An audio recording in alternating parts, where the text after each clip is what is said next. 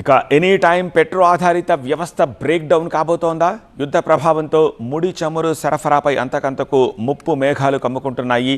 అల్లలపై చమురు మంటలు భగ్గుమంటున్నాయి. భారీ నౌకలు, పెట్రో ట్యాంకర్లు టార్గెట్గా బాంబుల మోత మోగుతోంది. ఇరాన్ హెచ్చరికలతో షిప్పింగ్ కంపెనీలు ఆయిల్, గ్యాస్ రవాణాను ఇప్పటికే పూర్తిగా నిలిపివేశాయి. ఇరాన్, ఇజ్రాయెల్ మధ్యలో అమెరికా నడుస్తున్న యుద్ధం నీళ్లలో నిప్పును రాజేసింది. అమెరికా ఇజ్రాయెల్ కు మద్దతిస్తుందనే కక్షతో గల్ఫ్ దేశాలపై ఇరాన్ మెరుపు దాడులకు పాల్పడుతోంది.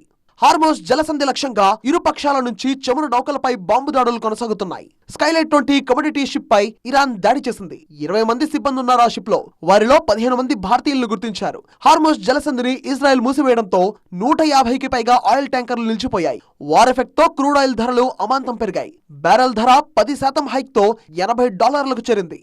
అంతకంతకు పెరుగుతున్న యుద్ధ తీవ్రతను చూస్తుంటే బ్యారెల్ ధర రేపో మాపో $100లకు చేరచుంటున్నారు నిపుణులు. ఇది భారత ఆర్థిక వ్యవస్థపై తీవ్ర ప్రభావం చూపుతుందంటున్నారు. సో ఇప్పుడు ఒక బ్యారెల్ పైన $1 ఇప్పుడు చూస్తే కనుక ఒక్కొక్క డాలర్ రేటు పెరిగినా సరే, ఇన్ఫ్లేషన్ చూస్తే కనుక ఆయిల్ రేట్లు పెరిగిపోతే అది భయంకరంగా భారతదేశ ఆర్థిక వ్యవస్థ మీద ఎఫెక్ట్ పడే అవకాశం ఉంది. వెస్ట్ ఏషియాలో ఇన్స్టెబిలిటీ స్టార్ట్ అయితే దాని ఎఫెక్ట్ భారతదేశం మీద పడే అవకాశం ఉంది.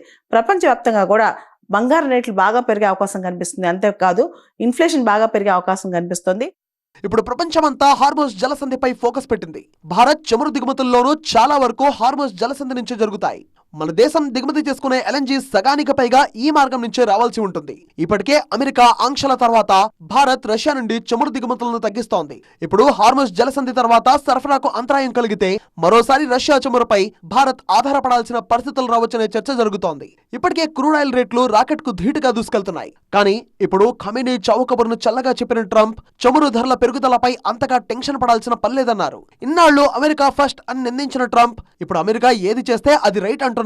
ఏది కరెక్టో తాను అదే చేస్తున్నా అన్నారు. కానీ వార్ సీన్ ఇలానే కొనసాగితే భారత్ సహా ప్రపంచ దేశాలకు చమురు కష్టాలు ఇక మామూలుగా ఉండవు.